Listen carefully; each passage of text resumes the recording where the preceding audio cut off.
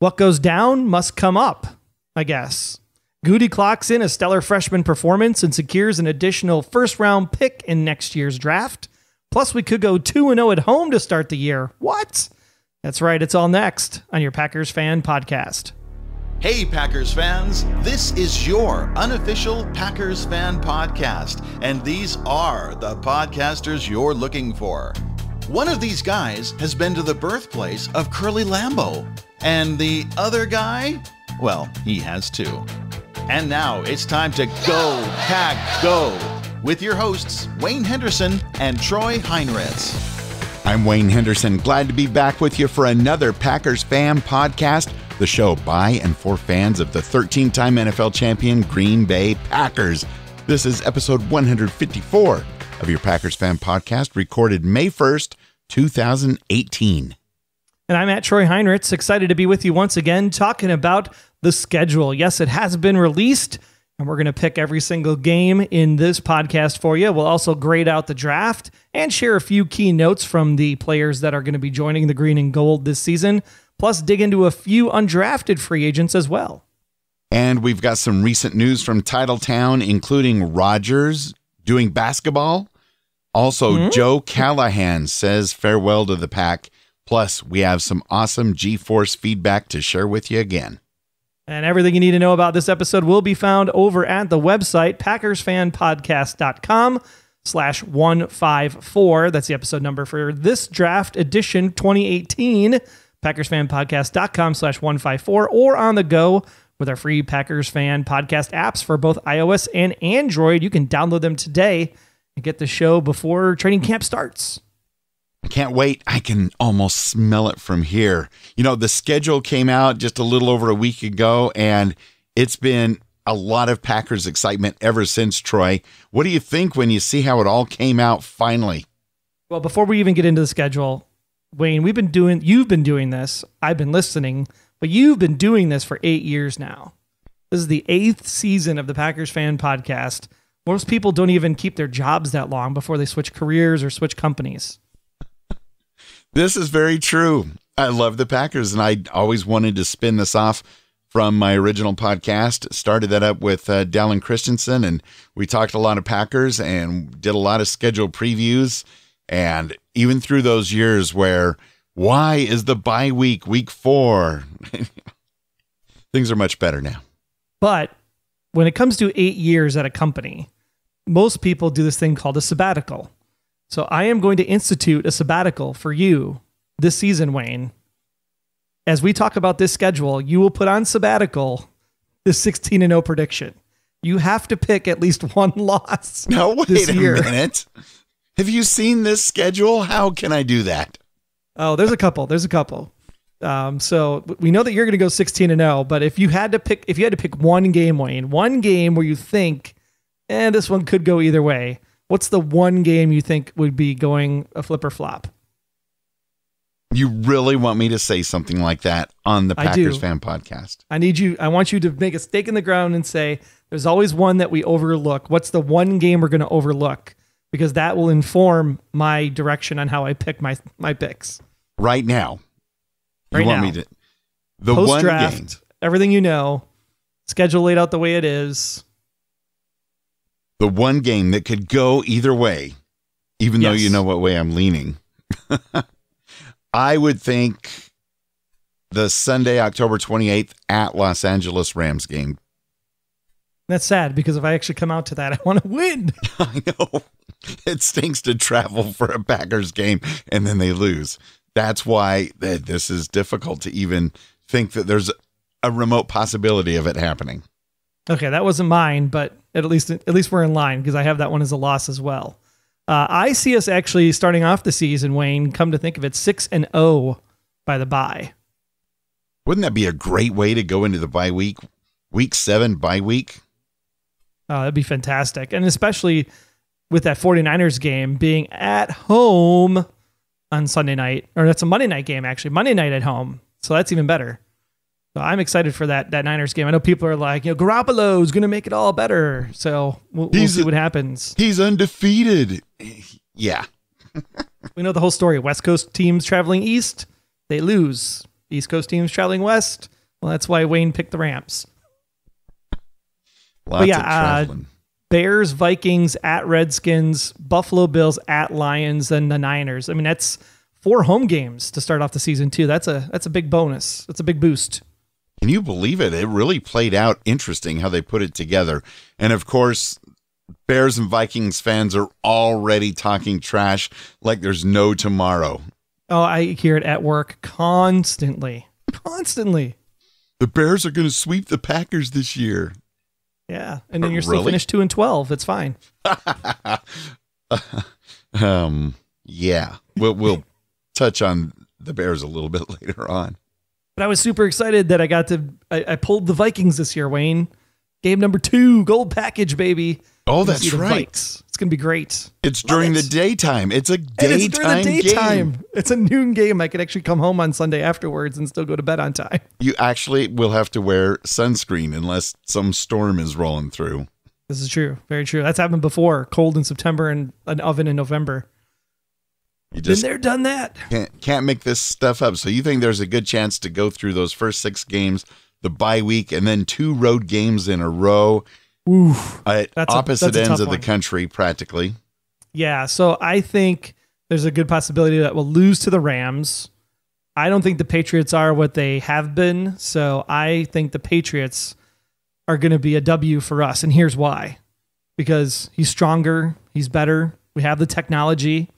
You know, Rodgers' throwing arm is going to, all the curses are going to be out, even though I know it's on the road and I know it's on Sunday night.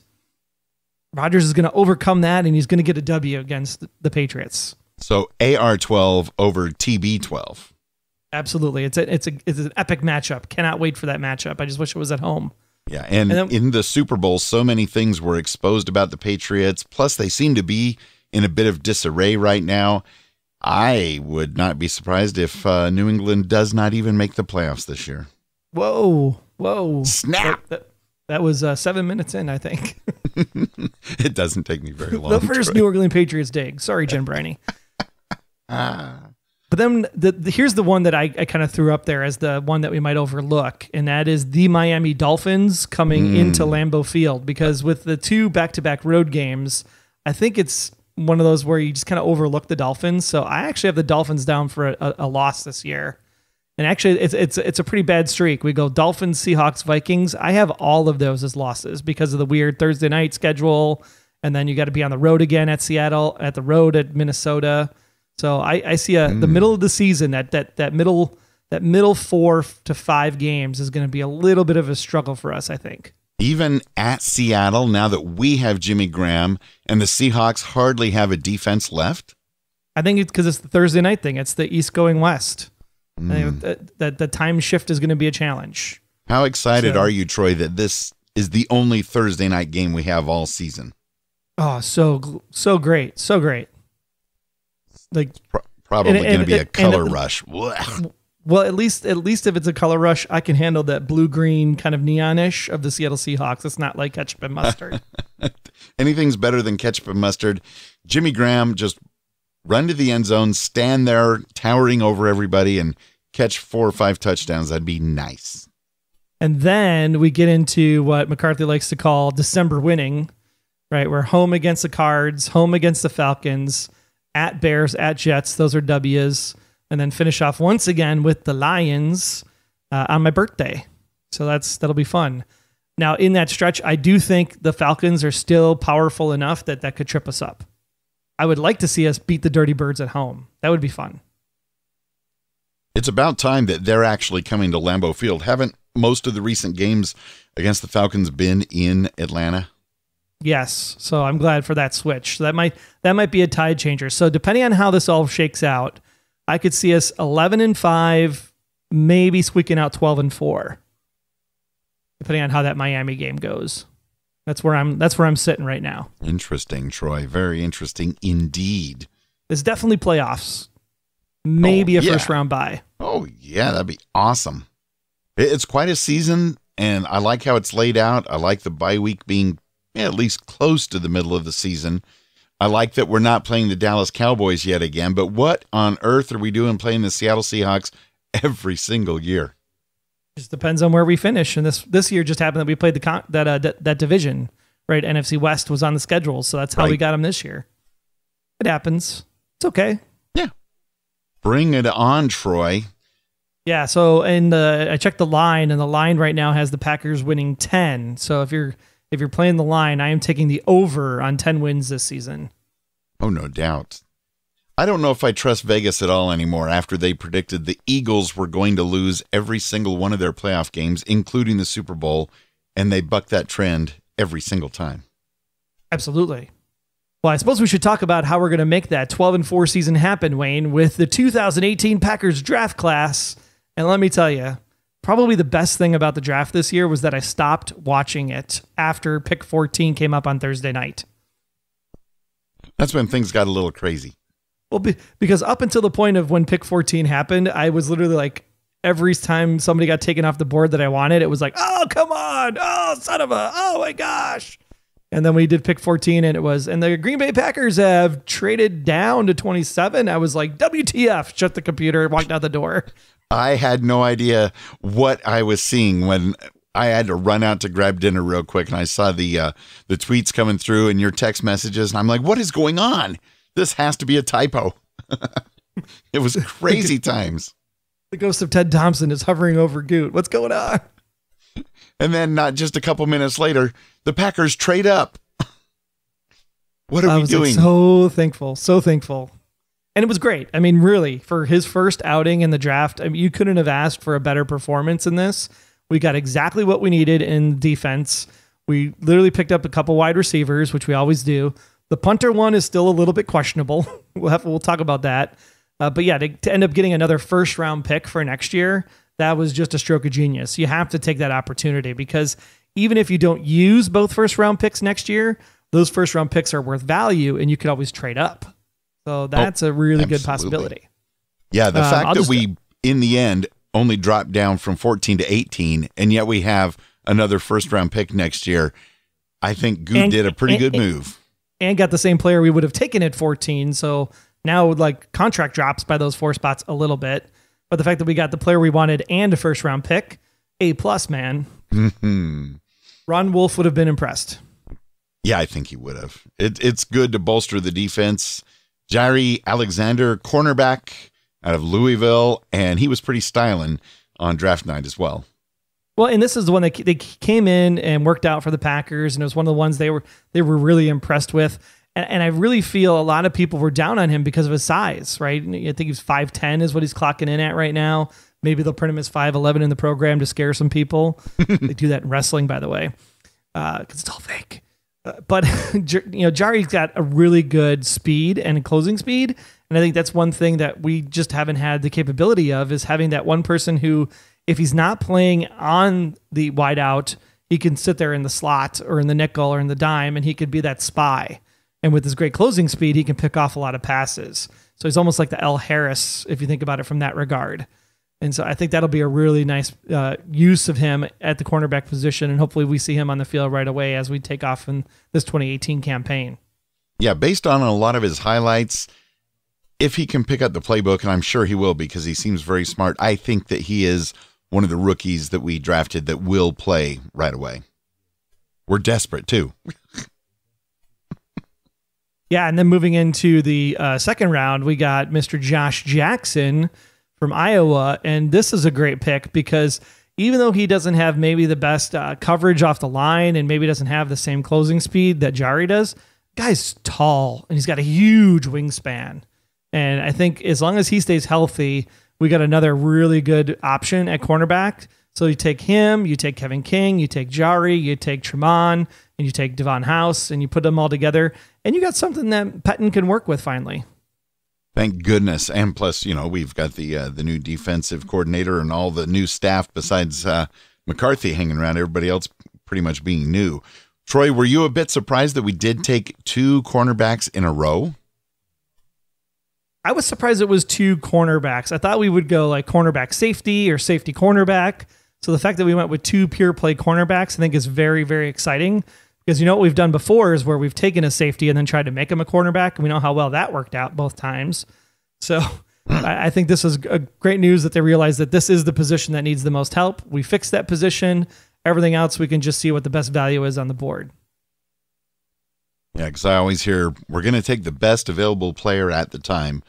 And so that kind of dictates a few things later on in the draft. And then Oren Burks that we picked third, a linebacker from Vanderbilt. And although I don't follow much college football, so I don't have much to say on a lot of the draft picks, I did watch Oren's ESPN promo video from Vanderbilt. It's available on YouTube, and we'll link to it in the show notes at PackersFanPodcast.com/154. Very impressive promo video, and he seems like a very smart and just a really good guy, as well as a great linebacker. So that's a win-win for me. Yeah, I mean, just watching that promo video, I think that when I look at Oren, it's not so much what he can do now, but what he can do in the long term for the Packers. And I see him, he's very much got that leadership style and leadership quality that if he ends up becoming in that middle section of the linebacking core, or depending on where they decide to put him, but you could see him really being a team leader on the defense 3-4 years from now.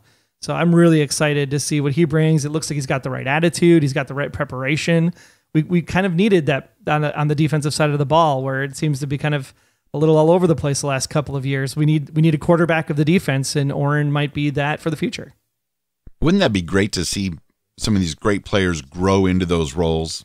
Some of them you just can't pick who it's going to be, but he kind of has leadership written all over him. And we should say we got that pick because we traded with Carolina because we didn't have a third-round pick after the deal with the Saints back in the first round. So thanks so much to Carolina for letting us get back in there. Very kind of them. And then we moved on to day 3 of the draft, where we then looked at round number 4 and picked up a little bit of offensive action finally. So we got Jamon Moore from Missouri. He's 6'2", 207 pounds. He's very quick in and out of his breaks. He's got great ball skills downfield and can break tackles if he's got the ball. So I mean, if you want to compare him, I mean, he ran a 4.4840, which was actually faster than Jordy Nelson, and nobody ever questioned Jordy's downfield speed. So to have a Jordy-like kind of big guy streaking down the sideline, I mean, I think this is a great pickup, and as long as Rodgers and him get on the same page, magic could happen. And we've seen in the past how Aaron Rodgers can make almost any wide receiver a star. You know, and I think he might have the same kind of trajectory. I mean, granted, he went 4th round, not 3rd round, but I could see him being like a Devontae Adams.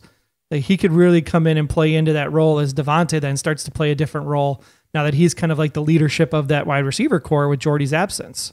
So it's very interesting to see how Jamon will come in and play inside of the group.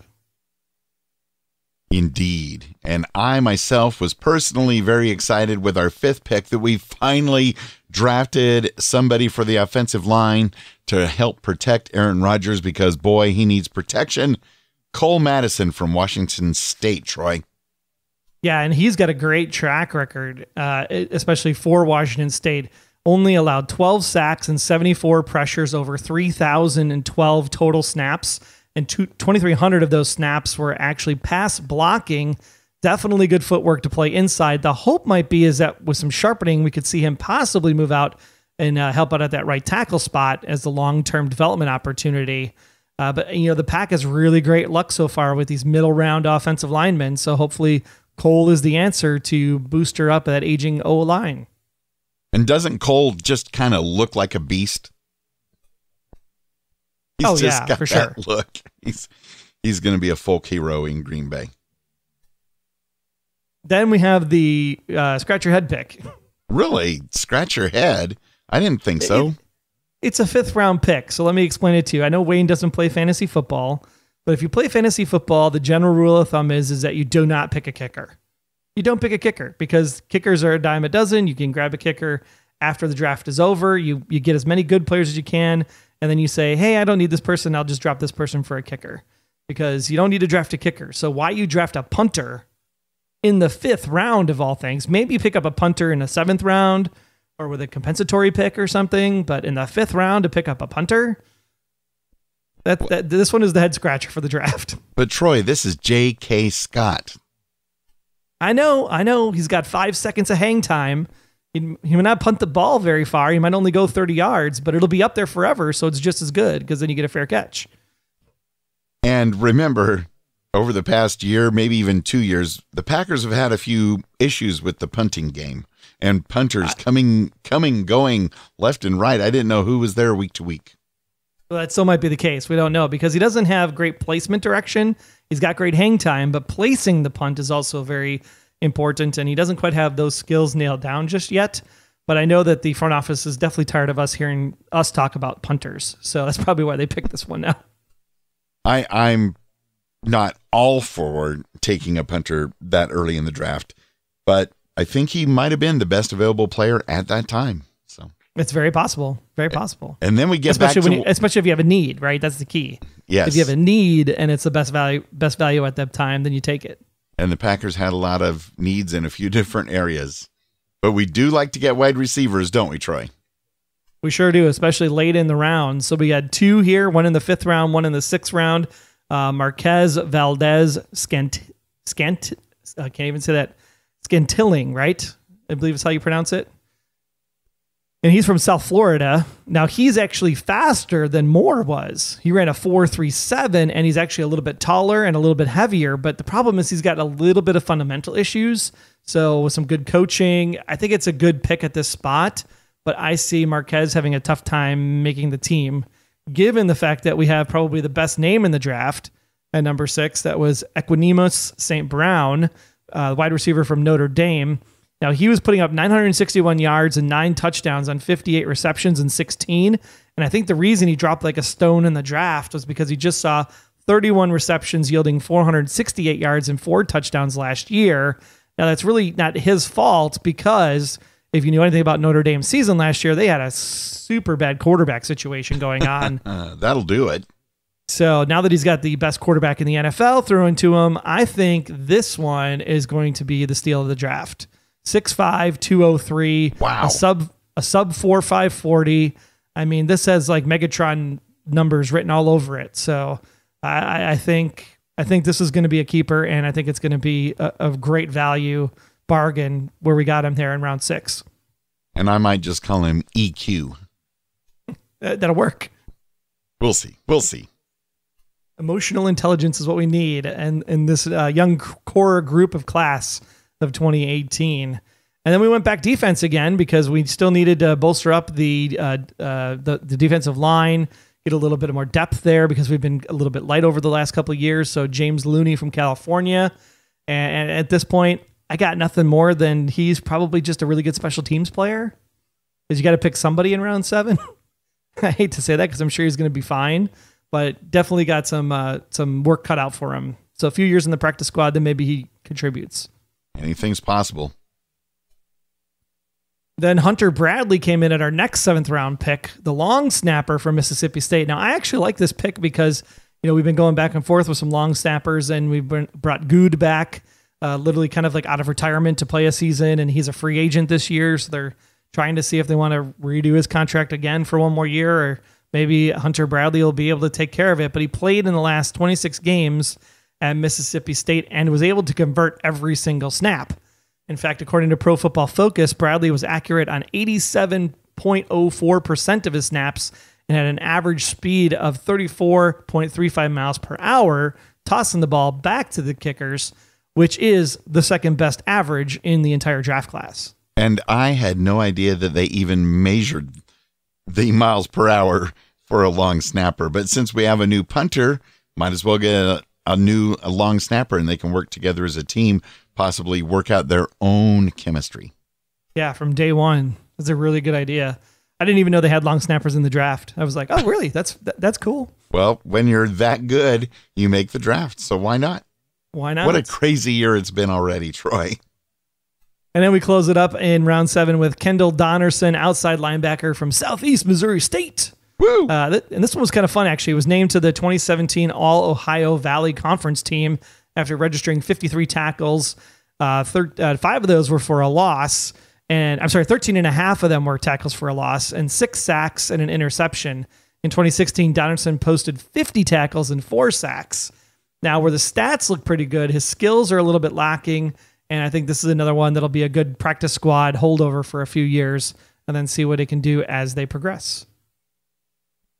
Yeah, it's hard to say who's going to make the practice squad, who doesn't even make it that far. But I'm hopeful for all these guys that we just picked up.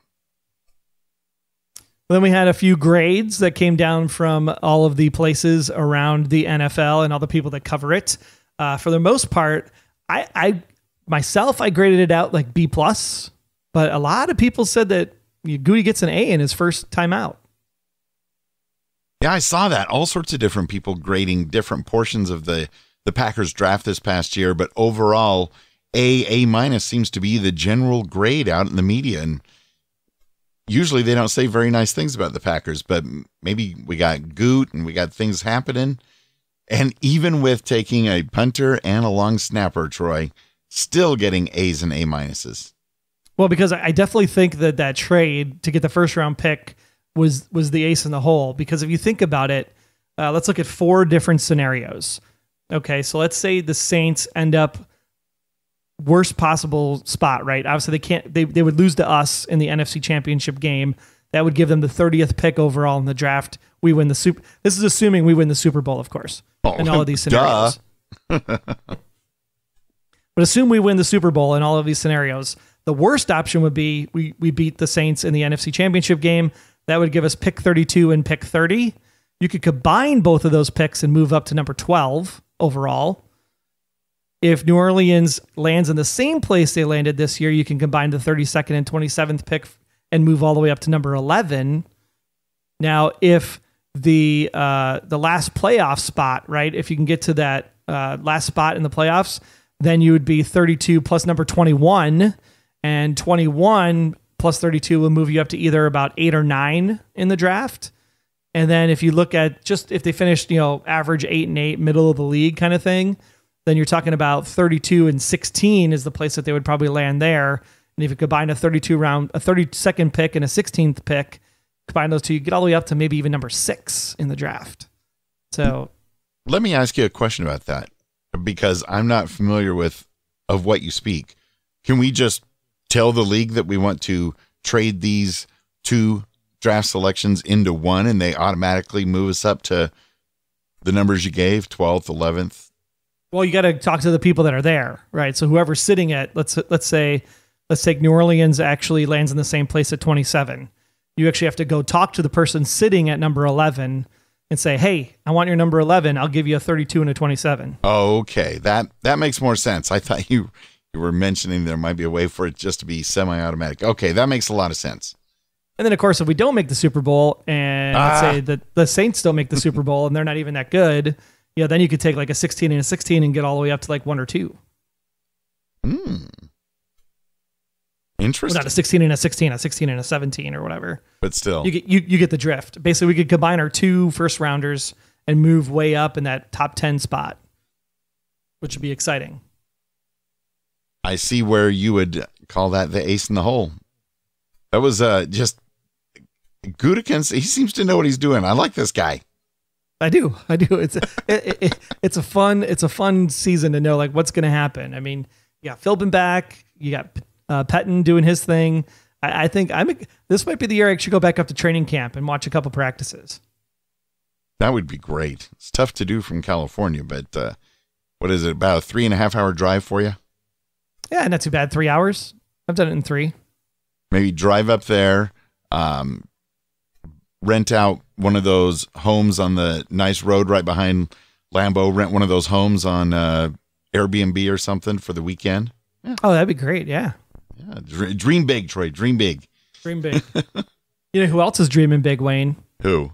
All the people that were undrafted and still made it onto the team for the Green Bay Packers. There's a huge list of them. Are we going through all of them? There's so many. Where do you start?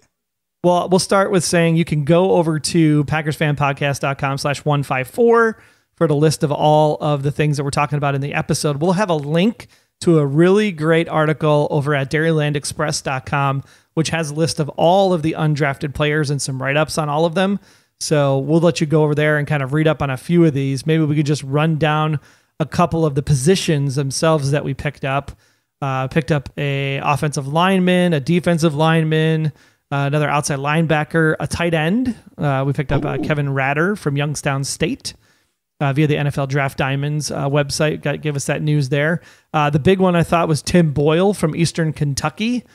So he'll be joining the other 3 quarterbacks on the roster now that we've said goodbye to Mr. Callahan. So Boyle will be joining the quarterback crew, learning from the best.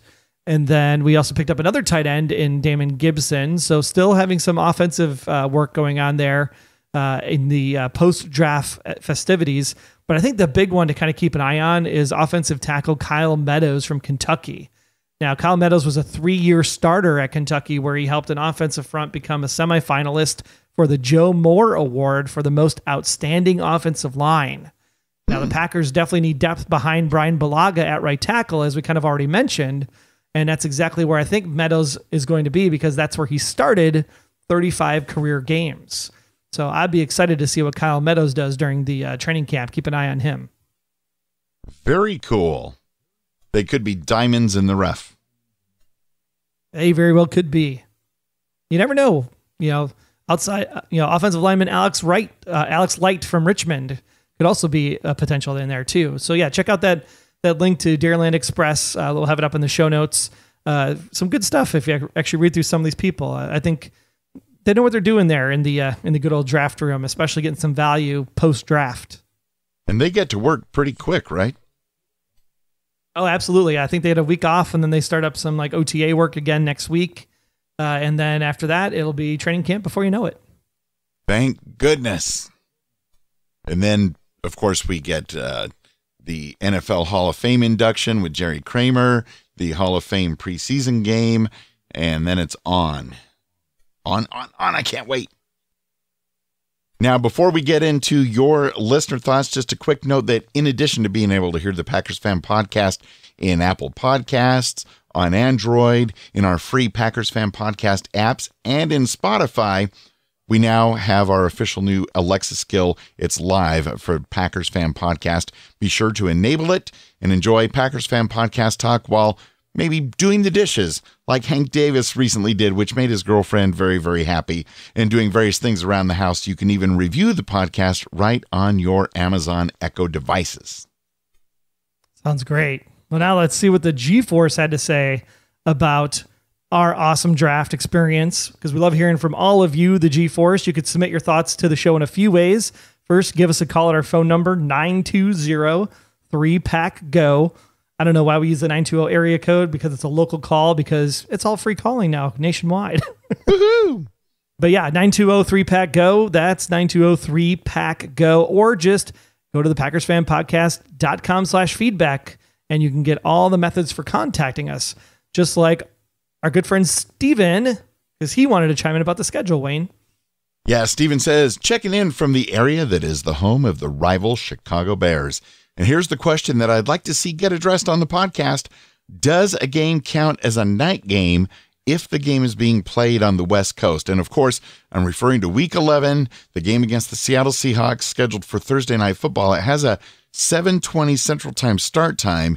Is that considered a night game if the start time's prior to 6 p.m. local time?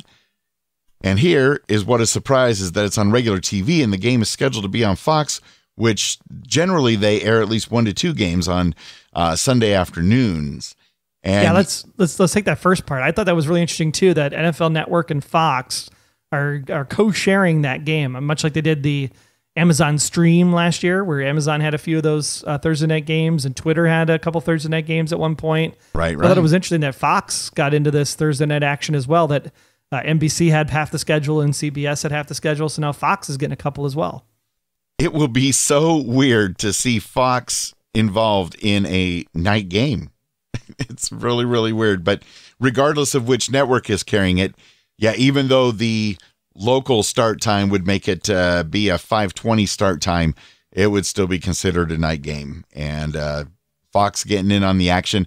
You know, with all of the changes with the networks over the past few years and this flexibility with that one season when Twitter had a few of the Thursday night games and Amazon's getting involved and things like that, I hope that the exclusive DirecTV NFL ticket is finally coming to its exclusive end in a couple of years, because I would love it if I could buy that package right on my Apple TV without having DirecTV, or maybe just, a la carte, buy a particular gamer here that's not being shown for whatever wacky reason. Yeah, I mean, I already spend $100 on the Game Pass to be able to watch the games after they air. Like, I'd be happy to chip in another $100 just to get it real time and being able to stream it on any device that I want live, because sometimes I'm just on the go and I just want to check in and see what things are going. And I love Wayne and Larry on the radio, don't get me wrong. Right. But it's much more fun to watch it when you can actually see it on TV. So I would be gladly happy to pay $200 because I'm probably spending at least that. You figure over 16 games of the season, even go 20 games if we make the playoffs, right? That's $10 a game that you're talking about that I'm spending at least at a bar, getting a beverage. I'm spending probably $20 between tip, food, and drink. Mm-hmm. So I'd rather give 10 of that to the NFL so I could see the games in my comfort of my own home. I like the sound of that, Troy. Make it happen. Stephen continues, Wayne, I know that you're surprised that I'm disappointed that the Packers and Rams game is in Los Angeles and it's not scheduled as a night game. But I am too, because it's going to be so stinking hot.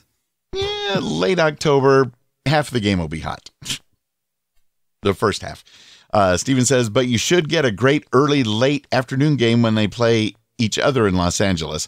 And I still like to know who they thought it'd be a good idea to have the Packers and Patriots play each other in a night game, even though the game's not as early as we'd like to have it in the season. Week 9, it's scheduled for Sunday Night Football. While we can all hope that we get out of there with a huge win, but chances are I think the Patriots will be ready to play and looking to get a win against the Packers. And yeah, I thought for sure Packers-Rams, because I think that's going to be a NFC Championship game preview. Why I think so as well. Yeah, why it's in the middle of the day. I'm sure it's going to be the Fox game of the week. And depending on where you get seats, there's no real good seats at the Coliseum. And man, the ticket scalpers are already trying to run up the prices. But if you're, say, for example, in the West End Zone, which isn't a great viewpoint for the game, but by halftime in late October, you're in the shade. So the heat goes away right at halftime, which is nice. Well, and I think it ties back into that whole flexible scheduling rule set that the networks can keep one game in particular. Like they can claw it back. They can hold on to it and not have to give it up to NBC. I'm sure Fox circled that one and said, nope, we're not flexing that one. No way, no how. That's a good point, too. That's the other angle. That's probably the exact reason why it is where it is. And here is the team, Steven says, that the Packers will need to be better against this season, better than last season. That's the Minnesota Vikings as we play them at home in week 2. Troy's going to be there Sunday the 16th. And it'll be our first noon kickoff on Fox. They will be making their return to Minnesota for the first time since the game that Aaron Rodgers went down last season. And, all the Vikings fans talking all their smack after they broke our quarterback. Let's see how they do when Aaron Rodgers stays healthy the whole season. And the Vikings jettisoned all their quarterbacks. And what do they have now? Kirk Cousins? Hey, Kirk Cousins did do a number on our secondary, but then so did everybody else. So maybe that doesn't say anything. Or was it the Lions that their fans are all excited how they sweat the Packers or something, when we were playing with Brett Hundley at quarterback. That's right. Anyway, Steven finishes by saying, I'm not even going to make an early prediction of what I think our record will be like, as anything can happen that can make either our season break or make it. Take, for example, last season. Nothing's going to break it. No break. Don't use that word. No.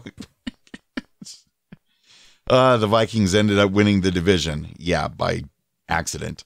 Also, please let the fans know if they didn't see my mention in a reply that flexibility between the weeks 11 and week 17, those games can be flexed in or out, to Sunday Night Football, which, of course, makes sure that the Packers-Rams game stays where it is. So, Steven, thank you for your thoughts on the schedule release. He has some more thoughts coming up about the draft as well, but good points. And, yeah, it's hard to we remember before there was even, well, you probably don't remember from before we had Fox, but it used to be so easy to know who's going to be on what network just based on what time of the day the game was. But, oh, well, good times, Troy. Good times. Go Pack, go. Yeah, and I don't think anything's going to flex at all because just looking at the schedule, I mean, you're talking about, Seahawks is already a Thursday night. Then you have Vikings, which is already on Sunday night. That leaves you with Cardinals, Falcons, Bears, Jets. None of that is really flexible in my opinion. Maybe the Cards game, but you're not going to have the Packers play back-to-back Sundays. That's true. Yeah, unless something really wacky happens with those other teams and they get on a super hot streak against all odds, then maybe. But yeah, I mean, if we're looking at 13-3 seasons going into the stretch, you could see maybe that Bears game getting flexed. God forbid the Bears would win 13 games. It's not going to happen. So let's come back down to earth. Reality check. Got it. I'm in. Oh my gosh. Good stuff. Thank you so much, Stephen, for writing in. And now Roy and Caleb Fisher about the draft from O'Connell Falls in Wisconsin. Here, just wanted to say that our green and gold have done a great job in the NFL draft, especially on the defensive side, even though we might need a little more support in every position. I'm also looking forward to seeing A-Rod back on the field to lead our team to victory. One big addition we have just got was the gentleman from Alabama, and I'm looking forward to seeing how great our green and gold will do, but no matter what, I am never going to stop rooting for our green and gold Packers. Bleed green and gold till we're dead and cold. Go Pack, go, from Caleb Fisher. Go Pack, go indeed. Caleb and Roy Fisher, thank you so much for that. Troy, Stephen wrote back in. Can you let us know what he thought about the draft 1 week after the schedule came out? Oh, yes. He won't know about the draft picks until you get to see their first real action of football play, and hopefully they won't get too nervous when the Packers play their first game of the season against the Bears. Nothing to be nervous about. The Packers decided to start by giving us heart attacks, but trading their first-round pick to the Saints while taking their 27th pick. But wouldn't it be better to trade up? But of course, some team still has to trade down, and I see that they did with the Seahawks for the 18th pick. That was not known to me until Wayne actually made it a mention in the Facebook group. That's right. Make sure you are in the Facebook group and on Twitter because we get you all the news as soon as we know it. Anyways, while it's great to see the Packers drafted a wide receiver, I'm scratching my head who will be the starting wide receiver that will replace Jordy Nelson. They drafted not one, not two, but three wide receivers. So who do they think they are? The Bears from 2017 when they finally released Jay Cutler and they signed on or drafted three quarterbacks. Interesting stuff. Yes, wide receivers are simple. It's Devontae Adams and Geronimo Allison, and you'll have Randall Cobb doing the Randall Cobb thing. And then you'll Randall Cobb thing. Yeah, little wildcat, little off to the side, coming out of the slot. Randall's just all over the field. Yeah, and don't forget Ty Montgomery, although he is slated to be a running back, and reports are that he looks even more like a running back going into this season, he still could play some wide receiver if need be. And don't forget Jimmy Graham at the tight end spot gives you another weapon. And you still have one Trevor Davis, who is technically a wide receiver, even though he runs really fast and returns punts. We like all that stuff too. So, you keep Aaron Rodgers upright, there's lots of targets, an embarrassment of riches. And wide receiver is not an issue. Depth at offensive line is where I'm now nervous. And we'll see what else can happen between now and camp and all that good stuff.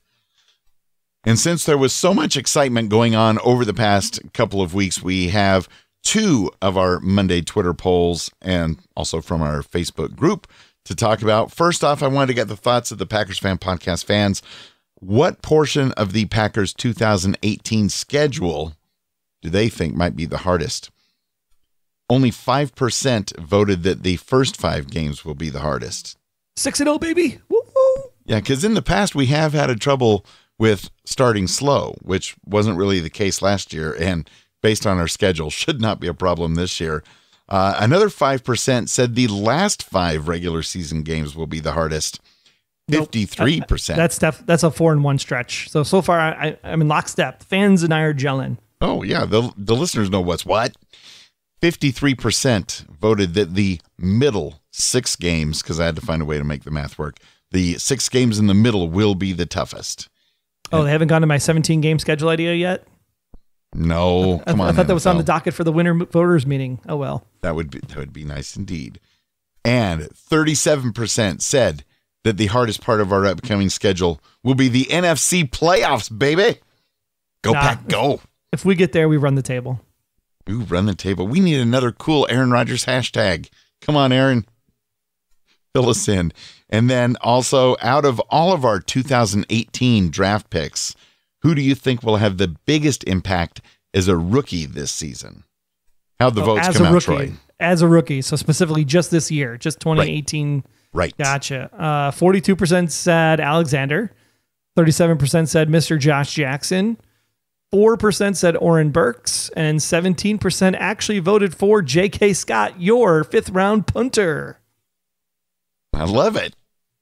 Hey, anything's possible. If he lays like a whole bunch of punts down at the 11-yard line, that's going to help sway some momentum in the game. I'll tell you that. I mean, looking at the crew, if I had to pick one right now, I think Jackson actually is a better impact out of the gate, potentially. But I wouldn't be surprised if actually Scott becomes the biggest impact player because, man, with the punting issues we've had over the years, if he can nail a few of those, like you said, that could be a big difference in the defense, being able to get some momentum, some wins, if you will, because if they're pinned back all the time, makes it a lot easier on the defensive side of the ball. Amen to that. So we want to thank you for all of your feedback, all of your votes in the polls. It's fun to see what everybody is thinking. And there's great discussion going on in the Facebook group. We made it really easy for you. Just go to PackersCommunity.com. It'll take you right on over there. We want to grow that up this season. So if you are a listener to the Packers Fan Podcast, make sure you come on over to PackersCommunity.com, sign in with your Facebook account, and then go ahead and chat with everybody because it'll be a lot of fun.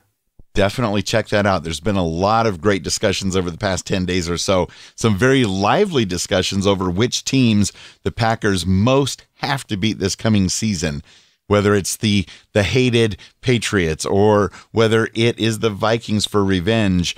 Former co-host Dallin Christensen brings up a lot of great points as to why the Chicago Bears, even though they are not all that great of a team, why they are the team we must beat. They have a really great defense last year, and it's only getting stronger. So if Trubisky can do his stuff, we'll see what happens. Go Pack, go, Troy. Go Pack, go.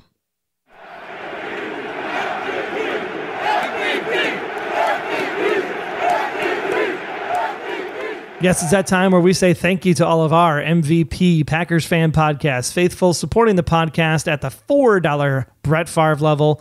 Still, the Texas-only Green Bay Packers fanatics, they never get up. And happy birthday shout-out to Texan Packer fan fanatic Kim McKinney. Hope you're having a great birthday there, Kim. Also donating $4 is Bryant. Thanks so much. And also Jeff Summerfield as well. Plus, we got a $4 pledge in dedication to lifelong Packer backer Randy Westgame of Wausau. So glad you are there, and thanks so much for the pledge. Appreciate that. Also, Go Pack Go to Curly Lambeau $1 monthly supporters, Velvet Auclair, and Aaron Peterson from the Blacklist Exposed, Beyond Westworld podcast with you, Troy, and the return of Remake This Movie Right. Can you believe that you and he and Rob Southgate decided to remake Star Wars the right way? Oh, wow. That's right. We sure did. Sacrilege abounds. May the force be with us. I have a bad feeling about this. That's a great podcast. Check that out at remakethismovieright.com. He also does Smirk podcast. Check that out, smirkpodcast.com, as well as thehollywoodoutsiders.com. Lots of shows for Aaron. He's a busy guy. Packers fans are always busy people. They are most definitely, Wayne, and you too can help make the Packers Fan Podcast even better by becoming one of our Patreon MVP supporters. Helps us grow the show to bring more great content each and every week, and you get a reward as well. So just check out PackersFanPodcast.com/support to make your donation for the 2018 season.